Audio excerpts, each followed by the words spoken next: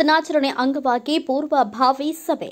ಬಾಗಲಕೋಟೆ ಜಿಲ್ಲೆಯ ಜಮಖಂಡಿ ತಾಲೂಕು ಕ್ರೀಡಾಂಗಣದಲ್ಲಿ 79ನೇ ಸ್ವಾತಂತ್ರ್ಯೋತ್ಸವವನ್ನು ಪ್ರತಿ ವರ್ಷಕ್ಕಿಂತ ಈ ವರ್ಷ ವಿಶೇಷವಾಗಿ ಅಚ್ಚುಕಟ್ಟಾಗಿ ನಡೆಸುವ ಸಲುವಾಗಿ ತಾಲೂಕು ಮಟ್ಟದ ಅಧಿಕಾರಿಗಳ ಸಭೆಯನ್ನ ಜಮಖಂಡಿ ಆಡಳಿತ ಸೌಧದ ತಹಸೀಲ್ದಾರ್ ಸಭಾಭವನದಲ್ಲಿ ಪೂರ್ವಭಾವಿ ಸಭೆಯನ್ನ ಜಮಖಂಡಿ ಶಾಸಕರಾದ ಜಗದೀಶ್ ಗುಡುಗುಂಟಿ ಅವರ ಅಧ್ಯಕ್ಷತೆಯಲ್ಲಿ ನಡೆಯಿತು.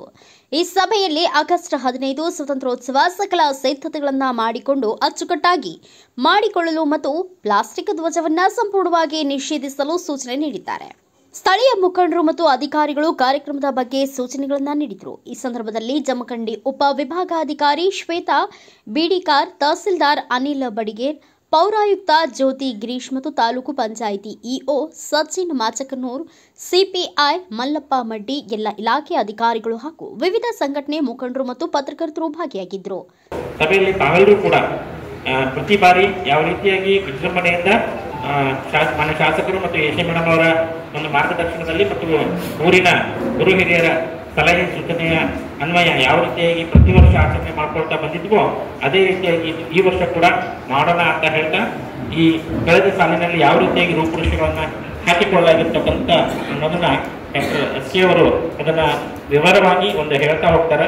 ಜೊತೆಗೆ ಆ ಒಂದು ಚರ್ಚೆಯ ಸಂದರ್ಭದಲ್ಲಿ ತಮಗೇನಾದರೂ ಸಲಹೆ ಸೂಚನೆಗಳನ್ನ ನೀಡುವುದಿದ್ರೆ ತಾವು ಅದನ್ನ ಅಗತ್ಯ ಸಲಹೆ ಸೂಚನೆ ನೀಡಬಹುದು. ವರ್ಷದ ಸ್ವಾತಂತ್ರ್ಯೋತ್ಸವವನ್ನು ವಿಜೃಂಭಣೆಯಿಂದ ಆಚರಿಸುವ ಸಲುವಾಗಿ ಎಲ್ಲ ಸರ್ಕಾರಿ ಹಾಗೂ ಅರೆ ಸರ್ಕಾರಿ ಖಾಸಗಿ ಶಾಲಾ ಮಕ್ಕಳು ತಮ್ಮ ಶಾಲೆಯ ಸಮವಸ್ತ್ರಗಳನ್ನು ಧರಿಸಿಕೊಂಡು ಬರುವಂತೆ ಕ್ಷೇತ್ರ ಶಿಕ್ಷಣ ಜಮಖಂಡಿಯವರಿಗೆ ಸೂಚಿಸಿದರು.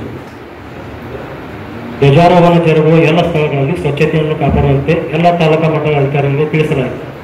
ಅದೇ ರೀತಿ ಪ್ಲಾಸ್ಟಿಕ್ ಧ್ವಜಗಳನ್ನು ಉಪಯೋಗಿಸುವುದನ್ನು ನಿಷೇಧಿಸಲು 1 ವಾರದ ಮೊದಲು ಮಾರುಕಟ್ಟೆಯಲ್ಲಿಯ ಅಂಗಡಿಗಳನ್ನು ಪರಿವೀಕ್ಷಿಸಲು ಹಾಗೂ ಈ ಬಗ್ಗೆ ಸ್ಥಳೀಯ ಕೇಬಲ್ ಟಿವಿಗಳಲ್ಲಿ ಪ್ರಸಾರ ಮಾಡಿಸಲು ಹಾಗೂ ಪ್ಲಾಸ್ಟಿಕ್ ಧ್ವಜಗಳನ್ನು ಬಳಸದಂತೆ ಧ್ವನಿವರ್ಧಕಗಳ ಮೂಲಕ ಪ್ರಚುರಪಡಿಸಲು ಪೌರಾಯುಕ್ತರು ನಗರಸಭೆ ಜಮಖಂಡಿಯವರಿಗೆ ಸೂಚಿಸಲಾಯಿತು.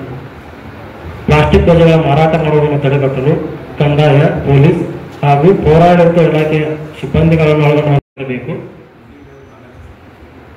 ಎಂದು ಮಾನ್ಯ ಶಾಸಕರು ಸೂಚಿಸಿದರು.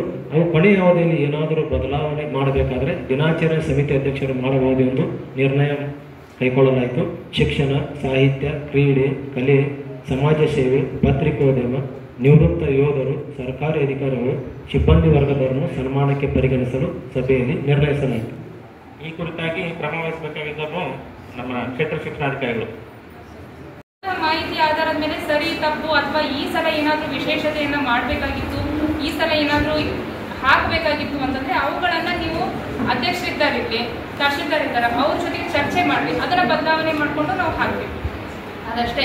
ದಿಸ್ ಈಸ್ ನಾಟ್ ತಹಶೀಲ್ದಾರ ನಡೆಸಬೇಕು, ತಹಶೀಲ್ದಾರ್ ಆಫೀಸ್ನವರ ನಡೆಸಬೇಕು ಅಂತಿಲ್ಲ. ತಹಶೀಲ್ದಾರರ ಪರವಾಗಿ he is inherent power, he is having inherent power. ಅವರು ಎಲ್ಲ ಸರ್ಕಾರಿ ಅಧಿಕಾರಿಗಳನ್ನ ಸೇರಿಸಿಕೊಳ್ಳುವಂಥ ಅಧಿಕಾರ ಇರ್ತದ. ಅದರ ನಿಮಿತ್ತವಾಗಿ ಅವ್ರು ಮಾಡ್ಕೊಂಡಿರುವಂಥದ್ದು. ಅವ್ರು ಬರೀ ಮಾತಾಡ್ತಾರಷ್ಟೇ. ನಿಮ್ಮ ವಿಷಯಗಳನ್ನ ಪ್ರಸ್ತಾಪ ಮಾಡ್ರಿ, ಅನುಕೂಲ ಆಯಿತು ಅವುಗಳನ್ನೆಲ್ಲ ಸೇರಿಸುವಂಥ ಡಿಸಿಷನ್ ಅನ್ನ ನಮ್ಮ ಅಧ್ಯಕ್ಷರು ಮತ್ತು ತಹಶೀಲ್ದಾರ್ ತಗೊಂಡ್ತಾರೆ. ಬ್ಯೂರೋ ರಿಪೋರ್ಟ್ ಬಂದೆ Nawaz Nadaf, Bharat Vaibhav news, Bagalkot.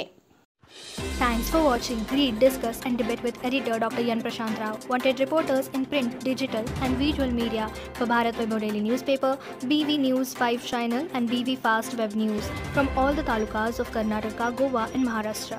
If interested, send your resume to 9019229369.